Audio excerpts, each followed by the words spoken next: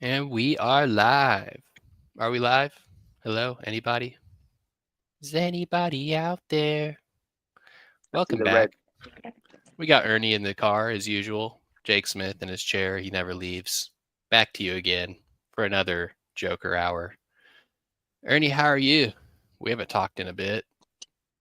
You've been ignoring my calls. You must have made a big sale. I just talked to you, bro. What's up? Oh I'm yeah, good. yeah, true, true. I'm I'm capping I'm everybody. I'm pretty good. Heading home. Peaceful afternoon. Extremely calm state of mind. A little tired, but I'm on vacation. Everybody, I'm big chilling. Translation: I'm gonna spend all my time staring at cards for the next like 15 days. Vacation, There's baby. there's no better time to stare at cards than in a boom. I agree.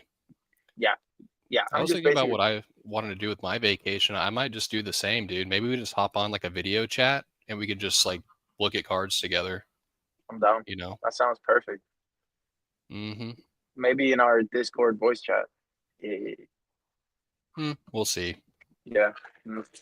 We got to get Maybe more Friday. people to tap in, dude. We got a lot of lurkers in there. A lot of Nah, it's lurking. getting better. It's getting better. We're getting some people in there. We got a pretty vibrant community. True.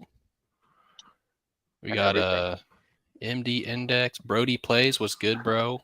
What's good, you guys? We got Suge Welcome. Nasty in the chat. He Shit. says, "What? No costumes? Wait, isn't it 6 We're a.m. over there? yeah. That's way too early. Suge, go back to sleep, bro. Why you got to work so early?" Got Drew Teeny. What's good, bro? He's got some PTO, dude. Dude, that's what I'm missing not having a full time job is PTO. Paid time off. Have you ever heard of such a thing in chess teaching? Uh, Never, bro. Nah. Well, a little bit because I already got paid. Like I get paid like halfway through the semester. So I already got paid for work I haven't done yet. So it's kind of like paid time off because I already got paid. I just got to come back and do the job that I got paid to do, you know? Okay. But no, not Yeah. really. Yeah, Sounds not really sounds though. nice though. Sounds nice. It is pretty nice, unless like your PTO numbers are really low. But I've heard some like, I mean, I don't even want to talk about European PTO. I've heard some crazy stories, just weeks and weeks and weeks of PTO. They can just go wherever they want. Where the Oh yeah. Well, US and Japan just continue to work to themselves to death. you doing anything for the holidays, Jake Smith? You going anywhere or you staying home? I'm staying home. I'm not going anywhere like over an hour away, but I'm like hopping around. I have family, within the hour radius of Austin, so jumping around Liberty Hill and New Braunfels, seeing family. But I don't know, dude. I just have like a bunch of packages still coming in because I'm continuing to buy against everyone's advice. I continue to buy umbies and other things. So I don't really have a vacation, I guess. I mean, there's a lot of waiting for grading, so I guess that's vacation. But just continue to churn and burn even through the holidays, dude. What about you? You Bro, gonna like, be with Fammy? yeah, I mean, I'm gonna hang out with my fam, like, on the 31st and on the 24th and stuff, and on Christmas probably, to exchange. It's good. I'm gonna spend some family time, but the break is pretty long. Like, I have like a 17-day break or something. So I also want to like be productive. I can't just take a month off. Like, I just don't have that luxury to take a full month off. And I'm already gonna spend time with fam. So I'm gonna be trying to lock in, honestly. And we're in the middle of a boom, and I'm gonna be home. I I'm gonna look at cards. I'm gonna be staring at cards. You better. Um, and bro, it's also like Smith. You know what happened? Like the first boom, I didn't have any inventory or knowledge or nothing, and then the market dropped, and then I wanted to kill myself. But now the boom is back, dude. So now I appreciate it way more because it's like, dude, I remember when I literally was out the hobby because there was Mm, no sales, like nobody cared. And now that everybody seems to care again, like I have to care again. You know, like I have to, take advantage. So Yeah. I mean, you did spend 3 years learning about the market. Might as well put it to use since there's another boom here, you know? exactly. Even though you kind of want to turn it off whenever you get eBay messages saying, my child bid on the item. Can you retract? But we got to keep pushing. Yeah, I'm excited. I'm just gonna buy a bunch of cards, flip. I'm gonna take everything that's in my house. I'm listing it. Um, just random shit, bro. You know, we all have random shit like in our closet, or like I randomly found a bunch of packs that I guess I picked up a while ago. I forgot I had like 60 or 70 packs. I'm like, okay, like I just gotta list shit. Like, Mm-hmm. and it's nice to have time off too because you don't have to be thinking, oh, I have to go to work soon. Like, it's just I wake up, coffee, lock in, maybe work till like 1 p.m., take a little lunch break, come back, I don't know, lock in again, and then hit the skatey at night. That sounds beautiful. Like, that's Yeah. exactly what I want to do. So, Yeah, that's reminding me. I have just like, I have so much Yu-Gi-Oh left over from collection stuff, and I was trying to give it all to a Whatnot streamer to sell through for me as a commission, but he's not starting back up until the new year. So I think I'm just gonna be spending this whole break listing light play Yu-Gi-Oh on my eBay. So come through and check it out if you're trying to build some Yu-Gi-Oh binders. But yeah, it's it'll be a fun break. It'll be relaxing no matter what. I mean, holding and looking at cards is relaxing anyways, at least for me, or else I probably wouldn't be here. If I was stressed out and not having fun with cards, why would I be here?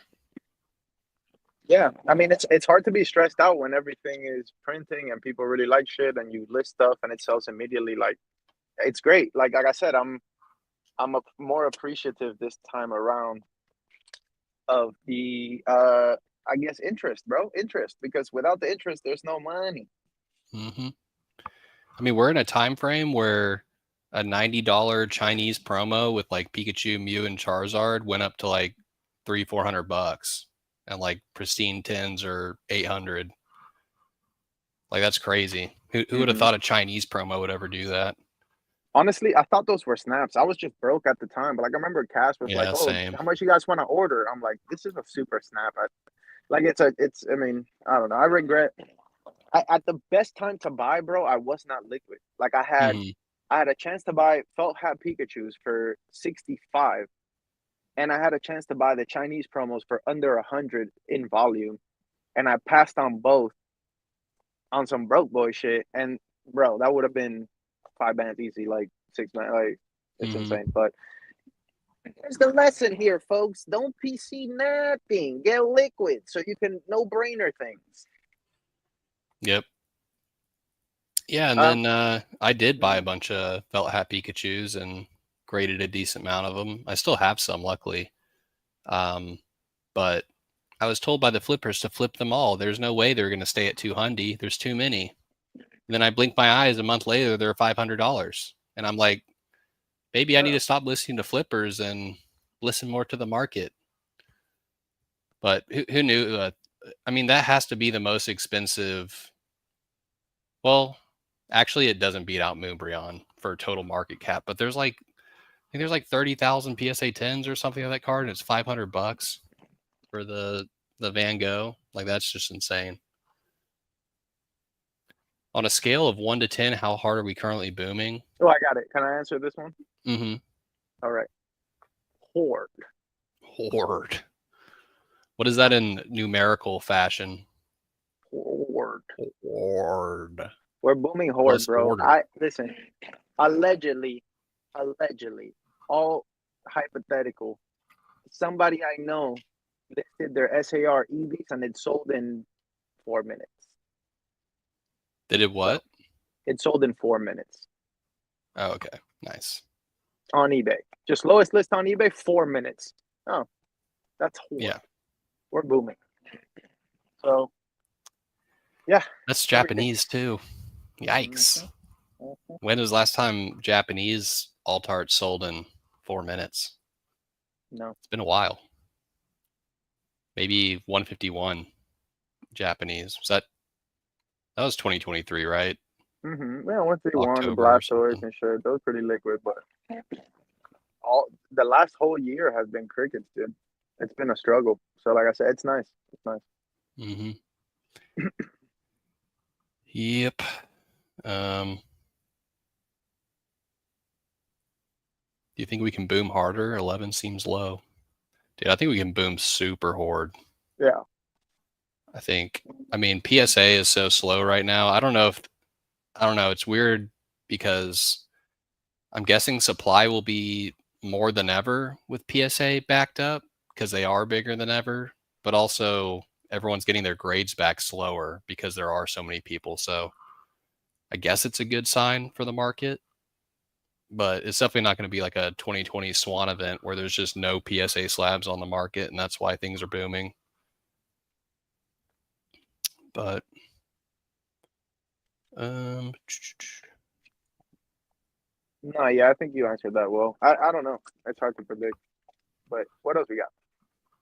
I don't know. I've kind of been not annoyed with Well, I got pretty annoyed with PSA recently. I got like a 60 card sub back and I cracked like 30 cards and like 15 of the cards I cracked were damaged by PSA. So I think they have like a lot of newbies grading, which I think that kind of works against a more experienced person trying to grade and sell with them because I mean, if you're just the average person, you could always just get someone who's new at PSA and is not grading well and will just give you high grades. But also, like my past few subs, I've sent in really nice English stuff. And I'm just getting 8'd and 9'd on everything. So my current strategy with that is just sending to CGC because my PSA 9s and 8s are CGC 9.5ing and 10ing and my PSA 10 level stuff is just pristine tinning at CGC. So it's like that's kind of like my strategy to recoup and actually get money out of cards that deserve the extra premium. But I don't know. I'm trying to rethink if I want to send with PSA as much as I have been, or just like send more to CGC. Because CGC is faster and they seem to be. I wouldn't say they're grading easier, but it feels overall I'm getting more fair grades from CGC than PSA right now. I don't know if you have the same thing going on, but like I was talking to Cass and he got wrecked on a PSA sub recently, and it's like, I mean, we're pretty experienced. We're not sending trash to PSA. Like we're sending good stuff, and we're just getting 8'd and 9'd on a lot of stuff. So I don't know. It was just a thought I had, and what I'm kind of currently doing. But also, it just goes back to like that PSA sub that I cracked half the slabs out of 60. The 30 I sent to James are all like the highest liquidity, most expensive English 10s that they grade. So it's like, can I really be mad if I'm still making money on the sub, but I have to crack half of it? And then I know CGC will probably grade the rest well. I don't know. It's kind of like a hang up and like an annoying delay, I guess. But I mean, I still tend Paldean Fates, Chari, and Bubble Mew, and a bunch of other stuff that's going to do really well. So I don't know. Just kind of rambling on my No, thoughts no, on you're good. I PSA, was but just listening. But yeah, generally, I think CGC always graded a little easier. I think the white label 10 is a lot like the 9.5, right? So in a boom, I mean, the cynical reality is that in a boom, the less experienced buyers are gonna just see the CGC 10 and they're gonna want to buy and they're gonna think it's a 10 and they're not gonna know. Like the CGC 10 looks exactly like the tag 10 and like the SGC 10 and like the L whatever 10, you know, it's a 10 as a mm-hmm. 10 on the label. So when you're dealing with modern that's freshly printed, realistically you're gonna either 10 or 9.5, and at CGC both of those are 10s. Yeah, That's just the mathematical reality of it, you know. Now would IPC a CGC white label 10? No, yeah, unless it was like a super steel or something. But even then, it's like I'm not fooling myself like that. That's a clean card. It's a CGC white label. Something's off. Something is mm-hmm. not. And I'm not like I used to think like I used to, I guess, dream that, oh, CGC 10 is a 10 and CGC Pristine is like a 10 plus, like it's like a pristine card, but they're both 10s. But I don't think that's the case when you were able to send in your 9.5s and get white label 10s. Like that was the dumbest thing Yeah, they ever did, because you can't sell me true. now this narrative when I literally sent in an Alakazam 9.5 and you guys gave me a white label 10. Anyway, it's whatever. I love CGC. Salute. I have no problem with CGC. I think PSA has been a lot more inconsistent, but also sometimes that benefits you. Sometimes, like you said, you hit the English vintage English 10 and you're like, okay, this was a 7. Hmm. So these companies are very inconsistent. That's why I'm a big fan of like bird in the hand, like for certain cards. Like we were talking about this lottery Charizard, and you were like, "Oh, crack it and send it to CGC or whatever." And it's like it just makes you appreciate just having the 10 and just Hmm. being done and not having to deal with cracking some shit. It's like even if you crack a CGC 10 and you crack it and you send it to PSA, like there's a level of risk, especially if it's a big card. You Hmm. know, even if it's a number, even if the card is like 250, it's like it's still 250 that you could just damage with a little piece of plastic. Like it's gonna happen some percentage of the time versus like I don't know. I guess I don't care because all the stuff I'm sending to CGC is for resale, and then I'm taking the profits and just buying either a clean raw for PSA or buying the PSA 10 of the vintage shit that I like that's dirt cheap, you know. Hmm. But I'm not really collecting, but I'm saying that's how I would do it if my goal wasn't like to make money. But if my goal was to make money, I just keep selling, bro. Like the market is begging for slabs right now, begging for everything, Ross, everything, everything. So let's time for us to give it to them, you know. Yeah.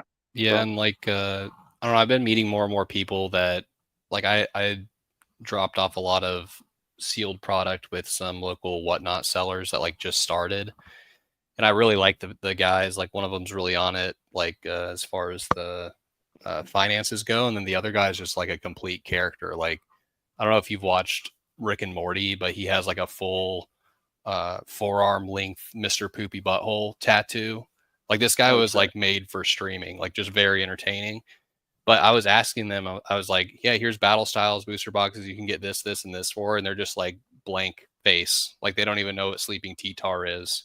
So I think that kind of goes into why I think CGC is doing so well right now is because people do just see the regular 10 and they're like, oh, this is a CGC 10. Yeah. It's like sure there's not enough demand in it to get up to a PSA 10, but a CGC 10 is gonna infinitely sell for more money than a PSA 9. And a lot of my PSA 9s are better than CGC 10s, I think.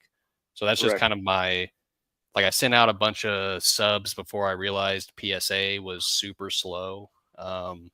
So I'm just kind of, sending all my 10s to Z and kind of catching all my misgraded cards in a CGC, a crack to CGC net, and trying to get as much value. Just take the hit on the grading short term and extract more value in the long term and with CGC. So um, yeah, it's I think the market. I think us being in the market, knowing about the background of 9.5s to 10s, you just send it in for $5 and they upgrade you. Like I don't think everyone as deep as we are and everyone in this chat realizes how new the Pokemon, like the regular Pokemon hobbyist is, like constantly. Like Right. like the amount of people interested in this has steadily increased and is continuing to grow, but they're all new. Like they don't know anything about that, like anything of this. Like people don't know sets before Brilliant Stars. Like those guys I was talking about, they don't know sets before Surging Sparks, and they're Mm-hmm. selling on Whatnot and ripping packs, and like it's just a crazy free for all as far as like streaming goes. And those guys don't even have to know the sets because they're selling to people who don't know sets before Surging Sparks either. It's like I just gave them a case of Surging Sparks and they blew through it in a night to people that only cared about that. So it's like I guess I'm getting more like I honestly think like vintage will come back. Like you see it in English. I'm sure Japanese will have its time. But right now we're in that newbie boom phase, I think, still where Gengar V Maxes are selling for 1,000, and the Charizard from Brilliant Stars has doubled over the past month, and like people only care about what's newest because that's all they know about. So Well, it's funny you say that because yesterday I was talking to my friend who's like my friend from skating and stuff. He's not like a Pokemon friend, you know? mm-hmm. And he said, "Oh, I'm getting back into Pokemon." I was like, "Okay." So that makes sense because that's what like a boom means, it brings new people, right? That's what a boom Mm-hmm. is. Everybody will be into it. Um I expected to see like my students be back into Pokemon, but then I realized like kids don't really put money in the market, right? Like when a boom happens quickly, it has to be adults because like do kids have tens of thousands of dollars to go push markets? I don't think so.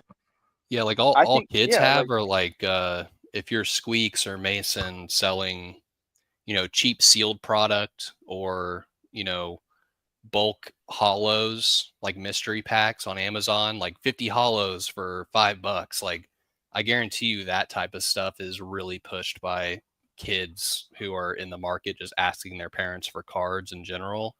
And the parents will buy whatever they see first as far as cards are concerned. So I feel like it definitely pushes the market up in that way. But yeah, as far as PSA 10 plays and stuff, kids are not adding value at all unless it's like a rich kid or a kid who's actually like smart enough to be flipping.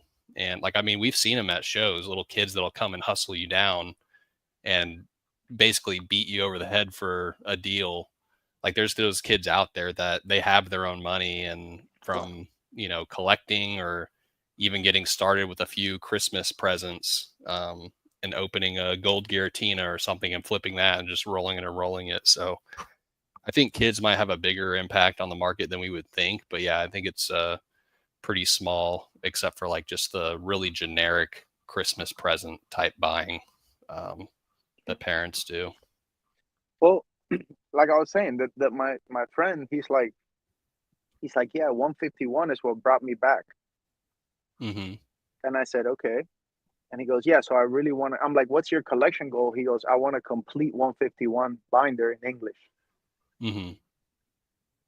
So he also mentioned the Pocket app. He said that like he was also brought back by Pokemon TCG, like the little Pocket app or whatever. Mm-hmm. So I mean I don't want to like say things are a certainty, but I'm pretty sure every time Pokemon drops an app, it's movie time. Like Yeah. every time Pokemon drops an app or an innovative new game or whatever, it's just gonna affect the TCG. I've never like it's that's what always happens because it brings new people in. It makes sense. Like people want to like it makes a lot of sense. So the Pokemon Pocket thing brought him back in. Then he 151 and like that whole cat like one and then the other. Mm-hmm. Um, and now he not only wants to flip, but he wants to collect. And so he's a hobbyist. He's in the hobby. So Yep. very interesting, man. Yeah, so like it's funny because it's like that's happening to me too and to you as well. I'm sure I don't know if everyone else in the chat has like similar experiences where they've recently been hit up by a friend that wasn't in Pokemon or met some new people that don't know anything past Surging Sparks, but it's just like sign after sign after sign of new high auctions on Z and G and all these people in real life showing a lot of interest that it's like just boom flag after boom flag after boom flag. Um, and boom's going to be different from the last boom because that one was COVID and everyone's stuck inside and PSA being closed, everything kind of working together. But I mean, the interest in modern, I haven't ever seen anything like this because I mean, I wasn't around during Hidden Fates when that dropped, but people are telling me that's kind of like a similar thing where it's all people could think about. It was everyone who was new in the hobby's favorite set. And now we're seeing that with like Surging Sparks and Terrastal Festival. So it's exciting time. Yeah, but like you even think about what's a good business, right? Because what's a good business when you have a bunch of uninformed people entering a market? Well, they don't know how to grade. They don't feel comfortable grading. They don't have enough cards to grade. So it makes sense to me to open like I grade your cards, I grade your card service. Like I Hmm. promise you that would print because you got hundreds of thousands of people that are coming in that like my buddy, bro, he's a smart guy. He's just new to the hobby. He goes, "What's up with that grading thing?" Hmm. You get me? And this is a person that has money. Like he can spend 5K tomorrow on the hobby. Yeah. And that's where he's at with it, where he's like, what is that grading thing? Yeah. So I think we a lot of times take for granted just the information and like being informational. Like we joke a lot or whatever, but like if we had a stream where we're just kind of teaching the new people, I feel like that would do well because we forget that there's hundreds of thousands of new people that don't even know that PSA.com is the website. You know what I'm saying? Hmm. They don't know. So sometimes we get in the woods like, oh, the pop report and oh, you said yourself, oh, PSA, like it's like, bro, we're in the woods. Like, dudes, all they know is Pocket App and fucking Flying Charizard and take my money. That's it. Yep. Like, Yep. so It's a beautiful time, dude. beautiful, dude. I feel like that kind of goes into our, how easy it is to. I mean, it's not easy to grade English modern. I've been getting wrecked constantly to try to get these tens. But I mean, when you do hit a 10, the margins are ridiculous. So, I mean, we wanted to, give a little shout out to one of our friends for being the great man of the week. Uh, Quilly. Quilly gets great man of the week this week for still putting in a tons of effort to find rare Japanese grails and sell them for 10%. Everybody clap it up for Quilly. Great Congrats, man of the Quilly. week. Great man. You deserve Man, it. if I see another E Series 9.5, I swear I'm gonna block you, bro. All right, try again. Yeah, if we see any more cards being reposted and not sold that are vintage grails, you're gonna get blocked. Also, stop buying Jolteons. Like he just doesn't get it. Clap it up. Great man of the week. Oh Somebody has man. to keep vintage hope alive, dude. So, Yeah, dude. I don't know. That one card he graded really bugs me. The unlimited Suicune EX from Magma Aqua, like 2004 or 5, for like he's trying to sell it for like 425, and that card is literally impossible to find in near mint condition. So you'd probably have to pay 350 overseas for that card in near mint, and the 10 is 425. So I mean, no better time to buy graded rare Japanese vintage. That's for mm-hmm. sure. That's It's 100%. never been lower. We're back pre 2020 prices. Yeah, no, it's great. It's a great time to collect. I wanna kind of rant and go off a little bit, Jake Smith. Because it we were talking about this the other day, and I feel like people need to hear this, and I just want to get my bars off. So Hmm. respectfully, chat, walk with me. Okay. Have you ever had a 9 to 5? Like, have you ever had to wake up at 7:30 in the morning, put gel in your hair, drive out of your house? It's still dark, an hour of traffic to get to your 9 to 5, and after you get out of 5, you're not even home till 6:30, and then dinner, and then you go to sleep. At 9 to 5, I've been a there. salary man. I did it for 4 years in Chicago. I would bike for 10 to 15 minutes to the train stop, hop on there for an hour, and do it all over again every day. I even calculated after, I think whenever I was living furthest from the office I was working at, I calculated I had like 48 days of commuting in 1 year. Like I added up, the 2.5 hours of commuting every workday throughout the year, and it was like 48 days. And I was like, yeah, I can't keep doing this. So That's dark. Yeah. So yeah. if you've had a 9 to 5, or if you have one now, congrats, because you're employed, which is better than being unemployed. So good job, because you're gonna win. At least you're getting money. But when you really think about people that hate their jobs or have legit difficult jobs, like maybe you're printing, like maybe you're a nurse and you're printing, but it's difficult, bro. It's you're a nurse, like you're dealing with, you know, not the most comfortable situations. Like you got to help people, and it's great, but it's also maybe not that great for you, or Hmm. whatever. And you're getting paid at your job, but then it's like you get an opportunity to sell Pokemon cards for a living, you know. And what is the job exactly? It's you're at home, like clicking shit on your computer, you know. Hmm. So when you hear these stories, like Dan, for example, right? Like Dan had a great job, but now he's like making way more than he was making, and he gets to stay home with his kids and shit. It's like it's a beautiful thing, and it's something I guess like we all aspire to do, which is break free from the chains of time, right? To get all that time back and to be able to do whatever you want, especially being close to your people. So Hmm. so I think for me the hobby is like I'm looking at it more like a privilege because it's a privilege to have a bankroll, it's a privilege to have the info, and it's a privilege to like have like the community and the homies, and like that's a privilege. Like when I look at my friend and he's just starting out, he doesn't know that Discord is available, he doesn't know dance channel, he doesn't know like I don't know, like all the people that helped us, you feel me, like they're brand new. And Hmm. so to him it's like what I don't know, it's like I just like what happened with us, bro, where there was like a year and a half that we were just kind of like getting reacquainted with the hobby and like just being kind of hobbyists. And then the next year we're like, okay, we're gonna start selling. And then the next year we were like, all right, now we're demons. I Hmm. think that's just the process. Like a dude is not, even if we tell him he's not gonna come in and just drop 20 bands, he's not, because he doesn't feel comfortable. Hmm. And he might trust you, but it's still his money. You know what I'm saying? It's still 20 bands. So there's like this stage of getting accustomed to what it is, and like I think most people are in that stage. And I also think a lot of people have a bad time in that stage, and then that's why they leave too, because they get Yeah. scammed or they get hit over the head or whatever. So Yeah. Or whatever. I don't know. I, that kind of brings up another thought of mine. Like I'm a little worried, I guess, um, with the way modern is going. Like hopefully we're in this beautiful reality where, Gengar VMAX just hit 1,010 and, Chari is still 600 and so is Bubble Mew and all this stuff.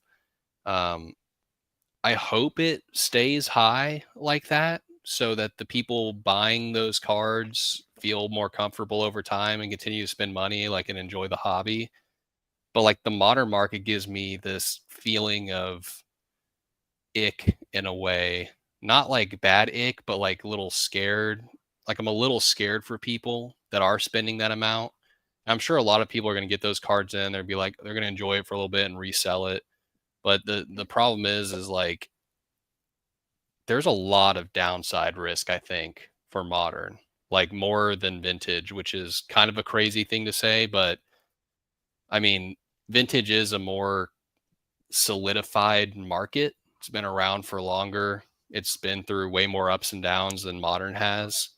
And I mean, buying a Gengar VMAX for 1,000, it's like you can go on TCG Player and buy however many you want of that card. Like cards that are that available, that are that expensive, I guess just scare me. Like the demand is a beautiful thing. It's rocketing these cards up no matter how many of them are out there, but it's also like for me personally, I like to invest in things that are harder to get, whether it's in cards or not.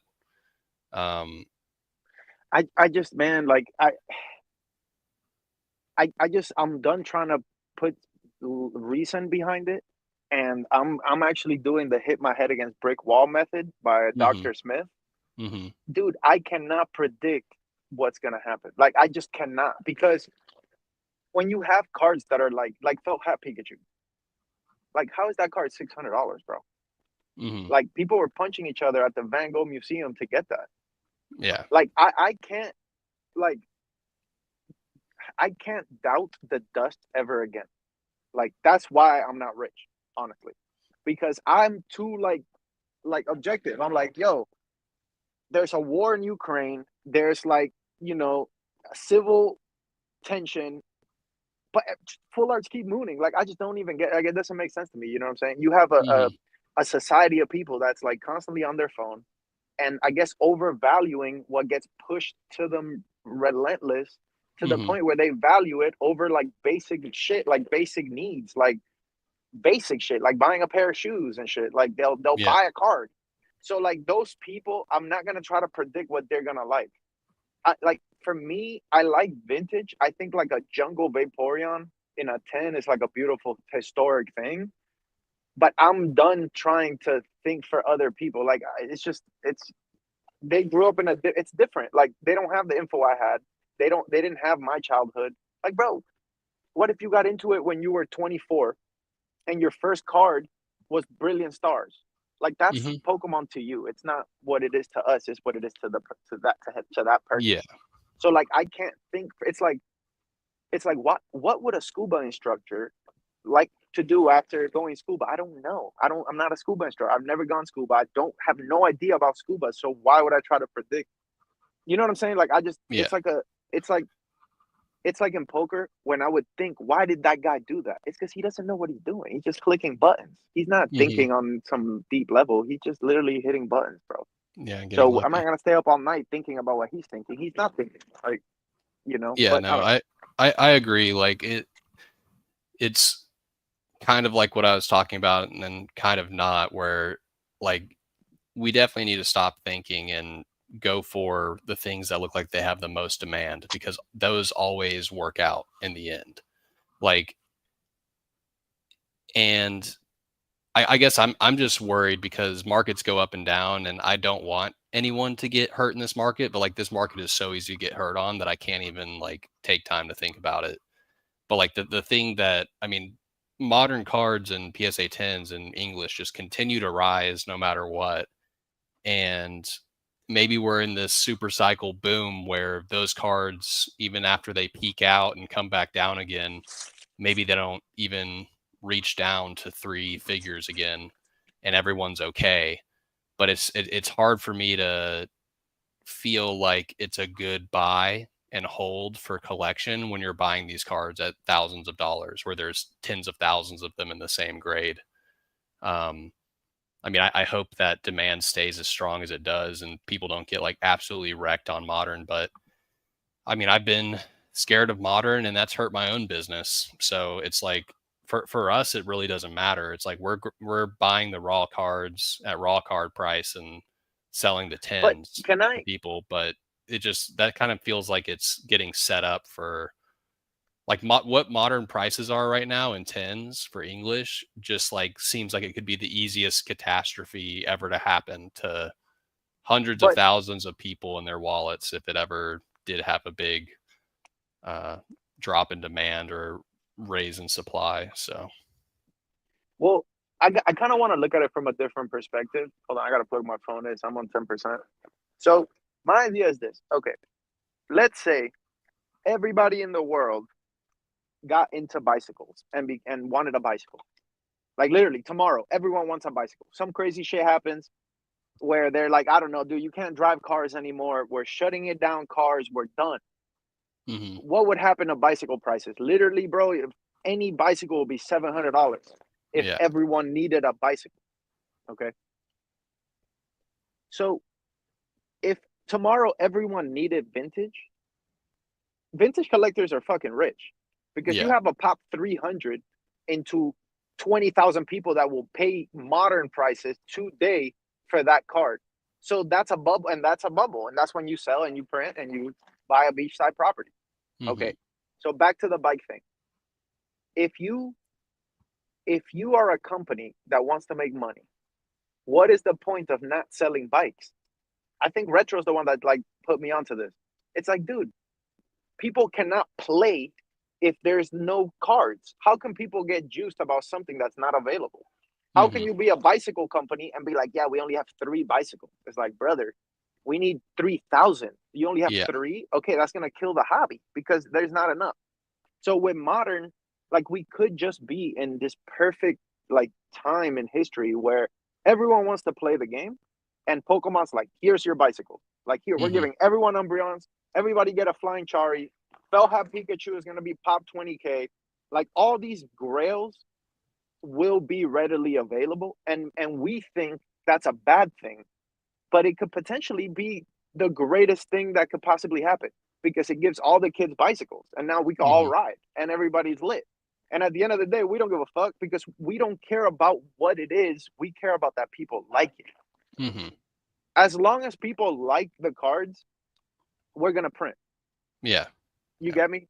The problem we have with vintage is not it's the same problem. People do not like it or they don't know about it. And then even if they knew about it, there's not enough of it to give to the entire village. So Mm-hmm. modern is the perfect thing because modern is readily available. You can find it. Even if you can't get a 10, you're gonna get a raw one. And everyone can play and everyone can hobby and everyone can have a good time. So Yeah. I I love mean, it. Like I completely agree. Like I'm not against modern at all, or I'm not saying I don't like it. I honestly do think like we're living in a reality where this is the best case scenario for Pokemon's long-term growth. Like them having, what people think are rare chase cards, like super readily available. They look beautiful and people are absolutely loving them. And they feel an innate need to need them. Like they need the Chari that's flying over the canyon. Like if they they didn't need it. need it wouldn't be 600 in a 10. They need it. They need it. So it's funny that like we used to spec all the time, like, oh my God, Elotti's only 5,000 total. What if there's 5,001 people that need it? And there's only 3,000 left and only 200 can be graded in a 10. Like this shit's going up. But in reality, the millions of people that are new to this, they don't know They anything just don't know about it. about it. It's No. not even in their face. They don't even know that they need it. Right. But the modern Chari, they know they need because They it's in know their they need it. face. Right. Everyone has it. If they don't have it, they're not cool, or they're not able to finish their collection. So, But yeah. Not to mention, they can't flex Elottie on their friends because their friends don't know. mhm. So Yeah. so it's just a fucking ecosystem where your boy Kai will be like, I sure wish I had that sword, and then you're like, oh shit, I can get that sword, and then Kai would think that I'm a pillar, Mhm. and then it's the same. It's stupid, bro. It's sneaker culture. It's flex culture. It's the same shit, bro.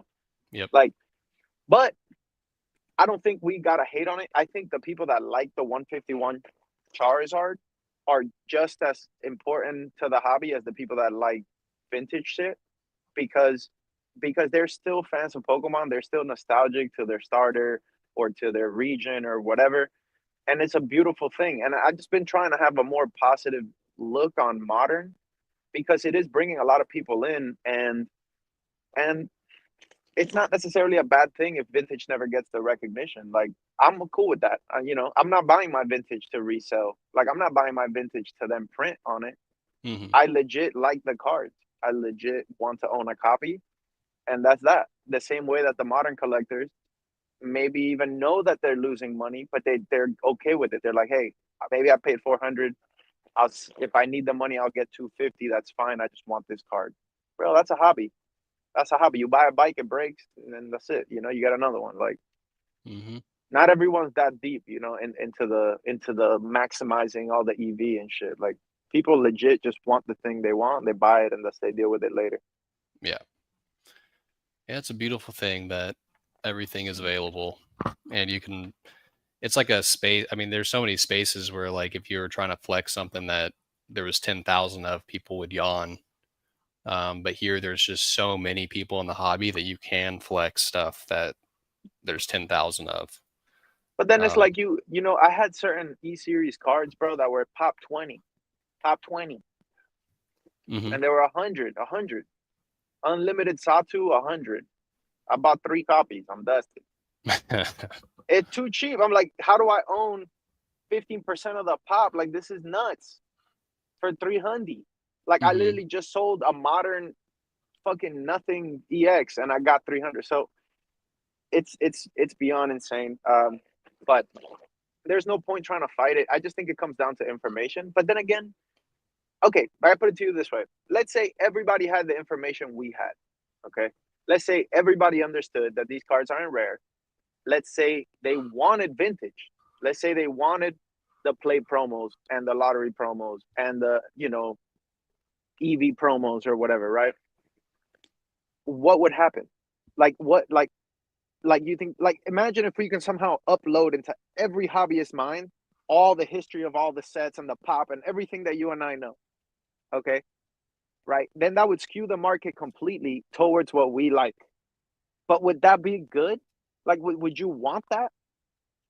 Would you want everyone to look for the stuff that you want to buy? So it almost feels like we're complaining about something that benefits us. It's like, man, nobody likes vintage. That benefits me. I'm Mm-hmm. not tripping. I don't give a fuck if you guys don't like vintage. Perfect. I'll buy it. I love it.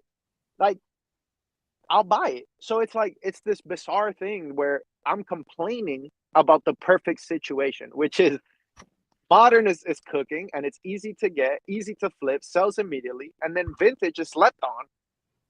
It's a fucking movie. Like literally, it's a Mm-hmm. privilege. It is a privilege, and I want to say like a lot of us here in this chat, like a lot, our community, we gotta go hard. We gotta attack this shit because if you have the know-how and you have a little bit of money and you have a little self-belief, bro, like you could change your life. Like you could really fucking eat knowing Mm-hmm. what you know.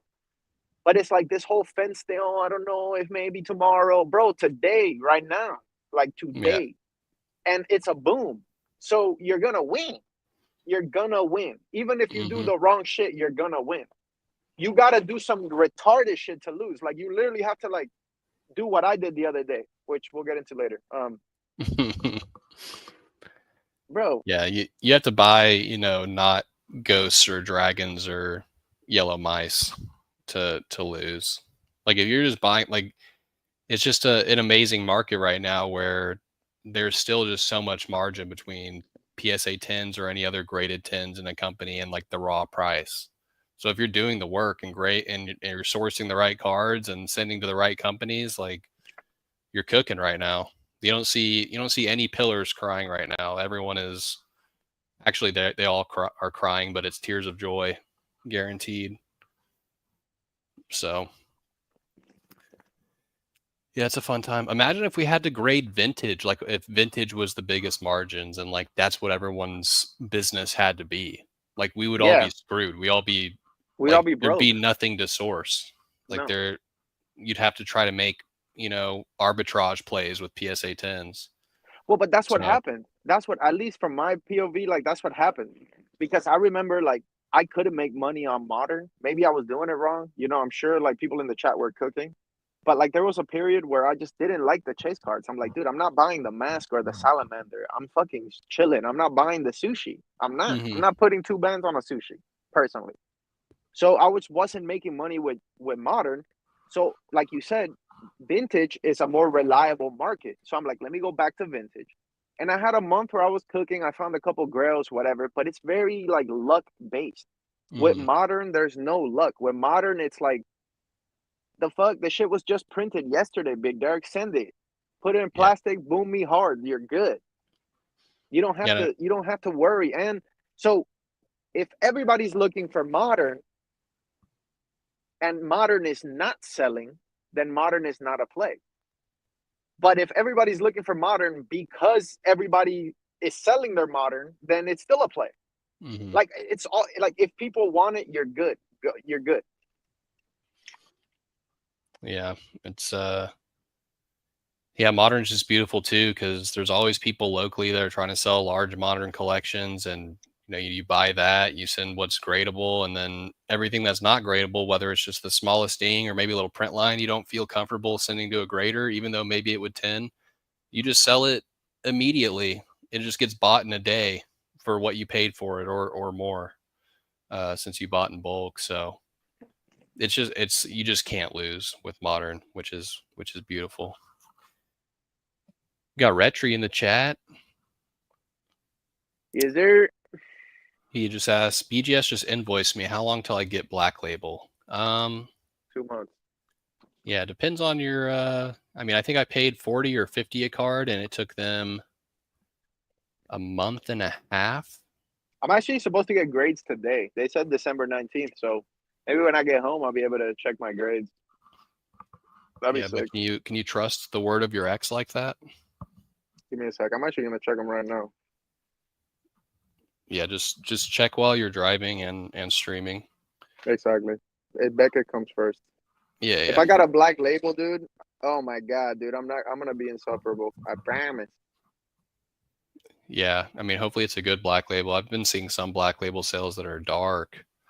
Like there's some like One Piece cards too right now. Like One Piece is doing really well overall as a market, like better than I think anyone could have ever hoped for because people really like the game.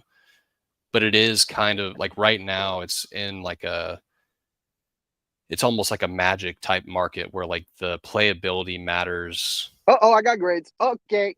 a certain Uh degree more. oh, fuck. We started with a 9.5. All right, we're gonna shut her down. Yeah, you're good, dude. I'm good, dude. We're gonna stop this grade reveal right here. First one, 9.5 already. Just Hmm. Just insta get ready L. for it. Bro, Oh I might be no. my last Beckett sub, but uh you can tell by our next thumbnail. If my next thumbnail is me standing on a black label, then you already know. Oh my god, dude. Did you just hit someone? No, dude, I literally like clutched it last second. The guy jumped in my lane and I hit him with the swerve move. He like just avoided a crash, dude. Salute. Just you're a top tier multitasker, dude. Thanks. I'll take it. That dude literally was like on something. That's funny. Yeah. Anyway, whatever. Keep it moving, bro. Every day this is trying to get you. It happens. Hmm. I can't remember what I was talking about, but Alice in Silverland just asked, do you think it'd be a good business model to put Pokemon cards up on a website and then showcase all the new cards once a week or something on YouTube? I Yeah. mean, people do that just with like Instagram, and you don't need like your own website. I don't think. Like, I think I feel like websites are kind of overthought. Like, I think websites are a really good thing if you're running, you know, a 6-figure plus business and you can afford any brutal chargebacks that may come your way. But my idea of a website right now is like if you're selling product, no fees on a website, you're doing great, but you have a way to take credit card payments and you can't afford, like if your business can't afford shipping out an Evolving Skies case right now, like 6K plus, and having a chargeback and having to go to the police and deal with all that bullshit, like You probably don't I need don't, a website. Yeah. you don't need a website. Yeah. Like I think websites are only for the biggest of boys. Well, it's the same thing. You're just not. Nobody's gonna click on your website. That's the thing. Like for me, like I have a chess teaching, business, right? So I thought about that. I'm like, do I need a website? I had one for years. Who is gonna find my website? Like dudes are gonna Mhm. go on YouTube. You gotta go where people. You gotta go to the pond where people are drinking from, and promote there. You get me? Like it doesn't make sense to be like, oh, I'm gonna build my own pond. It's like there's nobody there. Nobody's looking for my chess business on Google. Yeah. Like I would have to. I was thinking if I did some sort of tournaments, like monthly tournaments, and then created a brand, then dudes would associate. You know what I'm saying? Something, but I would say just if you're starting, attach yourself to things like follow a TikTok trend, like do a hashtag challenge, like try to get the first 1,000 subscribers or the first 1,000 followers, like off of just being a part of the community. And then if you can do something creative or innovative, then that's a lot better than just like, oh, I'm gonna do a website. Which I don't know what was the question, but I'm just kind of going off. But like if I wanted to, I guess, get known in the hobby, I don't think I would do a website because I don't think people give a fuck or are looking for that. Yeah, the question was basically, is it a good business model to put Pokemon cards up on a website and then like showcase them on YouTube Well, every week? Um, probably YouTube and Instagram you do better, I think. yeah, I think YouTube and like Instagram. everyone in this space is really utilizing Instagram. Like I think Instagram's number one, and then like YouTube and YouTube's probably number two, and then website. I think website even comes, bro. It might be below like Facebook. Like Yeah. there's Facebook stores with Facebook pages that they do all their business on Facebook. They don't even list a TCG player because they have like a 5,000 followers. They've given good deals before, and they just have, you know, national business relations with tons of customers. They never have to do anything. So like I don't see that on a website. Like website to me is usually like you already have a following. Like Squeaks has a website. He has a bunch of subs on YouTube, did a bunch of streaming. He has a group of people that are Yeah. buying from him. He has a So core fan might as base. well Yeah. link your website where you can sell stuff no fees. So it's like I feel like you definitely have to build up who you are and your voice and your brand before doing website, and you also have to afford $5,000 chargebacks. But if you just wanna, like I said, get known, Instagram, showcase your cards, do stories, do TikTok. Like I think shorter form content, and we've been talking about that. Like I know you started making shorts for the channel and stuff, Smith.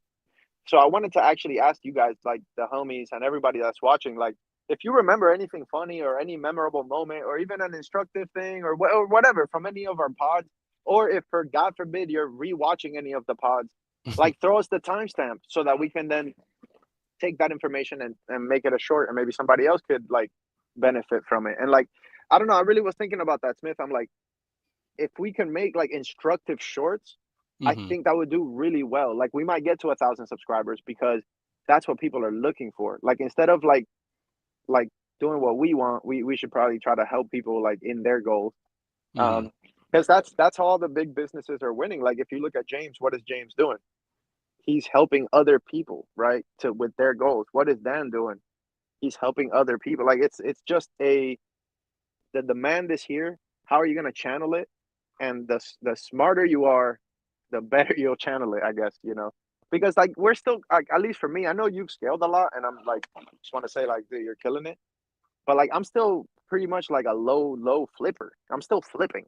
I'm not like channeling, you know, all these sales and like even to have 1,000 singles listed on our website is so far from where I'm at. Like I Hmm. can never even imagine a world where I have 1,000 or 2,000 singles, raw singles listed like Palkia.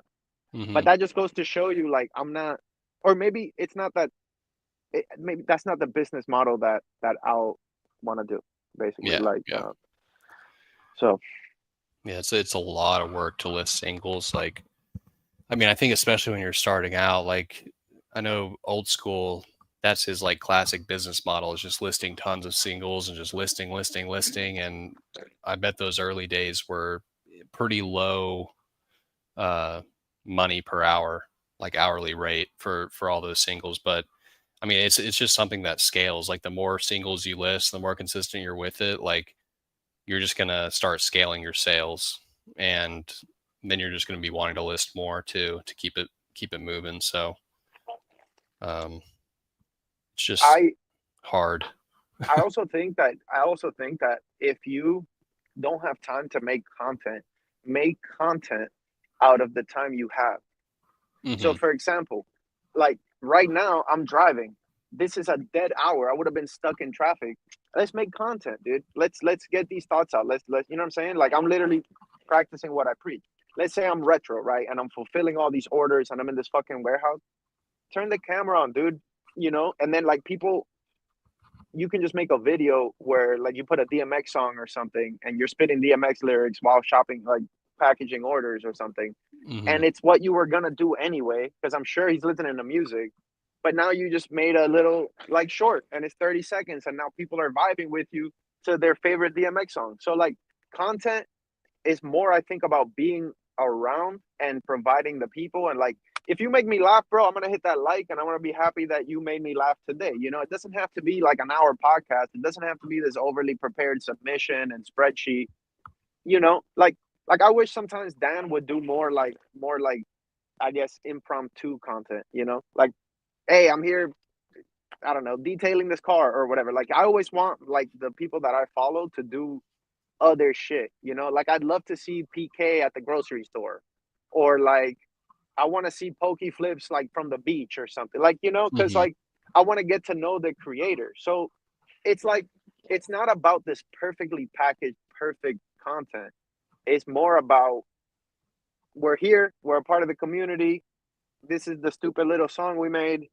I hope you guys enjoy it.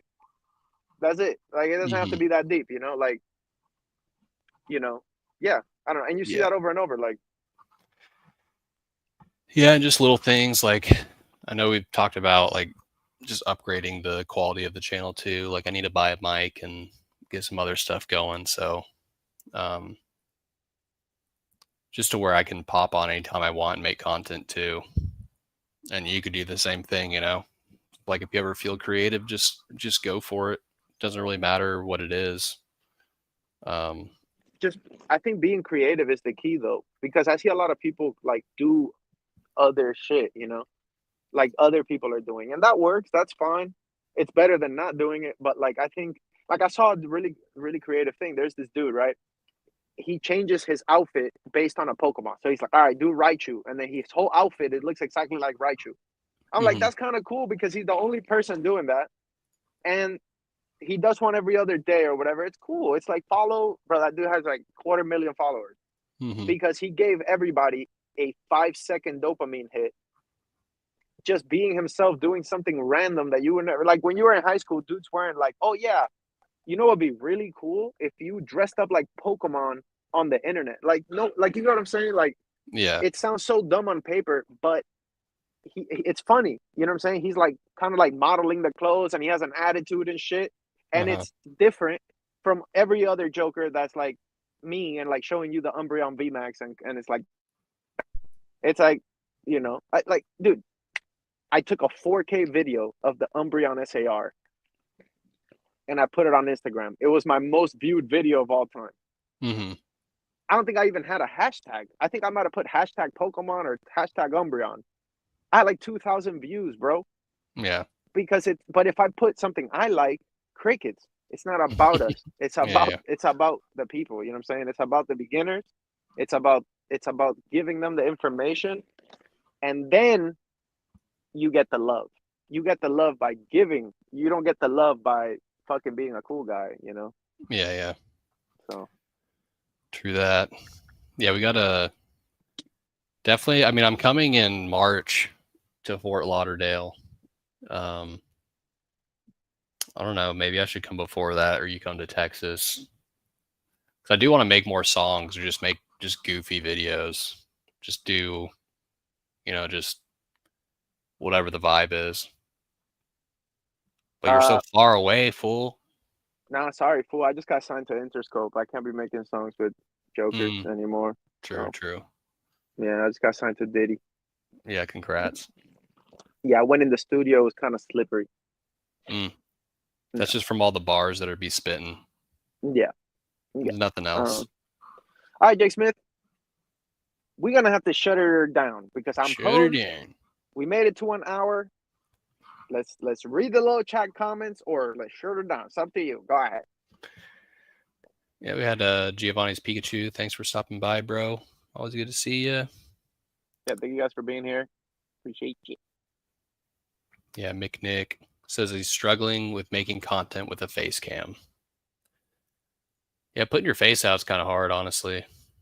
Then I guess you get used to it. After people make fun of your face enough, you just kind of become, cold to it. Yeah, it's okay to get made fun of, dude. It's fine. Mm-hmm. That's how you know it's real. You're alive and well. There's haters out there making fun of your facial structure. Yes, there. No, but in general, it's been a net positive making content, and I've had very few negative interactions, and then they're very forgettable too. Mm-hmm. Like when there's a negative interaction, it doesn't matter because I fall back on the 100 homies that fuck with me that we chill all the time and like you know what I'm saying? Like it doesn't matter. It's like in a way we've created this like online community, which we didn't create it. It was already there, but like I guess we became a part of it. And Mm-hmm. it's nice. It's nice to have people to talk hobby with and to talk shit to. And it's also nice when you get comfortable with those people and then you can call them your friends, like outside of the hobby. So Yeah, um 100%, bro. Should you shit or Darren? yeah, I think we're good with that. That's a good place to shut her down. I just got home. Bro, let's go live tomorrow or the next day. Let's do more of these. Like I have a lot of time off. Like I said, I'm gonna be Yeah. staring mostly at cards like this. Mm-hmm. So I'd be down to maybe put it down and yep, just like that. Yep. And go live. We also need to bring some guests on. And also Mm-hmm. we were planning on doing the year end Spicy Boy Awards. And it's already the 19th, Big Derek. So Mm-hmm. the True. year is gonna end soon. So if you guys want to be guests on the award show, hit us up. We're trying to have like a bunch of people on the call. If you guys don't have any friends, join the Discord. And if you guys are still collecting vintage, talk to Quilly and them. Thank you, Yeah, everybody. yeah. Shout to the homies. Shout to Kai, Retro, Thrifty, Mason, Squeaker, literally all the homies. I know I'm forgetting everybody. Fucking Jackson, Chevy, Kai, the homies, the core gang of homies. Shout out to you. Shut her down. That's shut her down. Thanks for coming by, everybody. We'll probably see you tomorrow because I'm free tomorrow as well. So let's go. Hit me. All right, peace, y'all. All right, peace.